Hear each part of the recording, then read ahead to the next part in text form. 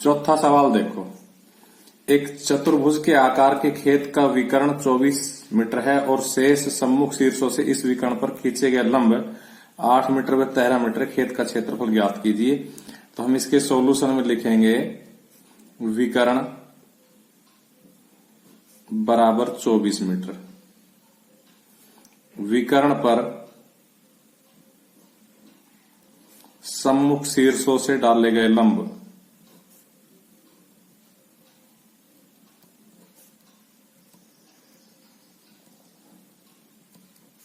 ये हमसे दो चीजें सवाल में दी हुई है, 8 मीटर व 13 मीटर। देखो विकर्ण 24 मीटर दिया है और सम्मुख शीर्षों से विकर्ण पर खींचे गए लंब 8 मीटर और 13 मीटर। यही चीजें हमने यहां लिखी है। अब इसका डायरेक्ट सूत्र होता है, जब उसका विकर्ण और विकर्ण पर डाले गए लंब देते तो डायरेक्ट सूत्र होता है, लिखेंगे इसलिए खेत का क्षेत्रफल बराबर 1/2 गुणा विकर्ण पर सम्मुख शीर्षों से डाले गए लंबों का योग गुणा विकर्ण पर डाले गए लंबों का योग।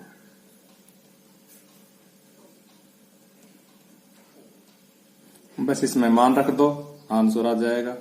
1/2 गुणा विकर्ण की जगह 24 गुणा विकर्ण पर डाले गए लंबों का योग 8 + 13, क्योंकि हमारा एक विकर्ण 8 है, एक विकर्ण 13 है। 2 से काट दो 12, इनको जोड़ लो 13 और 8 21। 21 को 12 से गुणा कर दो, 21 दूनी 42, 21 से कम 21 और 4 हासिल के 25 वर्ग मीटर आंसर। 5वां सवाल देखो, किसी समचतुर्भुज के विकर्ण दिए हुए है 7.5 सेंटीमीटर और 12 सेंटीमीटर। इसका क्षेत्रफल ज्ञात करो।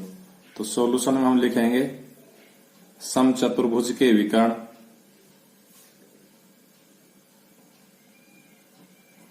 बराबर 7.5 सेंटीमीटर व 12 सेंटीमीटर। जब विकर्ण दिए हो तो उसका क्षेत्रफल का डायरेक्ट फॉर्मूला होता है, इसलिए समचतुर्भुज का क्षेत्रफल 1/2 गुणा विकर्णों का गुणनफल। इसमें मान रख दो, 1/2 गुणा 7.5 गुणा 12। 2 से काट दो, 2 6 की 12, 6 से गुणा कर दो, 6 पंजे 30, 6 7 42 और 3 45। एक छोड़ के दशमलव लगा दो, वर्ग सेंटीमीटर आंसर। 6ठा सवाल देखो,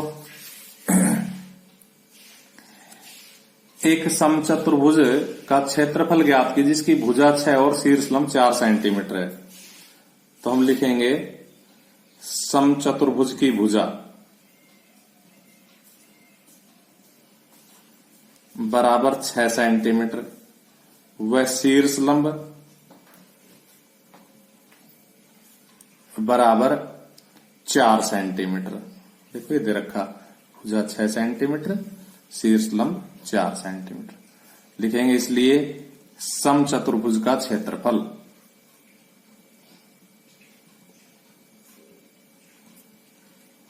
बराबर हो जाएगा आधार गुणा ऊंचाई। भुजा का मतलब तो आधार और शीर्ष लंब का मतलब ऊंचाई।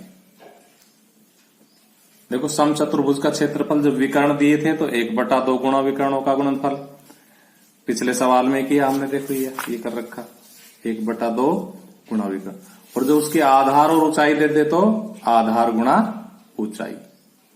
आधार की जगह 6, ऊंचाई की जगह 4, 24 वर्ग सेंटीमीटर। ये हमारा एक आंसर आ गया। देखो सवाल को आगे पढ़ते हैं। कह रहे यदि एक विकर्ण की लंबाई 8 हो तो दूसरे विकर्ण की लंबाई ज्ञात कीजिए। तो हमने ये क्या लिख रखा है, हमने ये लिख रखा है समचतुर्भुज का क्षेत्रफल। तो इस समचतुर्भुज की क्षेत्रफल की जगह इसका वापस सूत्र लगा देंगे। कौन सा? 1/2 गुणा विकर्णों का गुणनफल। क्योंकि अब हमसे एक विकर्ण देके और दूसरा विकर्ण पूछ लिया, एक दिया और दूसरा पूछ लिया, तो यहां हम विकर्ण वाला फॉर्मूला लगा देंगे, लिखेंगे 1/2 गुणा एक विकर्ण, विकर्णों का गुणनफल का मतलब एक विकर्ण गुणा दूसरा विकर्ण। कोई जरूरी थोड़ी हम विकर्णों का गुणनफल ही लिखे हर बार, सवाल के हिसाब से घुमा देंगे। तो 1/2 एक विकर्ण हमसे कितना दिया हुआ है 8 सेंटीमीटर, तो एक विकर्ण की जगह 8 रख देते हैं। तो यहां रखा 8 गुणा दूसरा विकर्ण हमें ज्ञात करना है बराबर 24। 2 से काट दो, 2 चौको 8 और ये 4 उधर चला जाएगा क्योंकि हमें दूसरा विकर्ण चाहिए। तो दूसरा विकर्ण बराबर 24 और ये 4 यहां गुणा हो रहा है, उधर जाके भाग हो जाएगा। 4 छकी 24। इस प्रकार से हम 4 से काटेंगे, 4 छकी 24, तो 6 सेंटीमीटर हमारा आंसर आ जाएगा।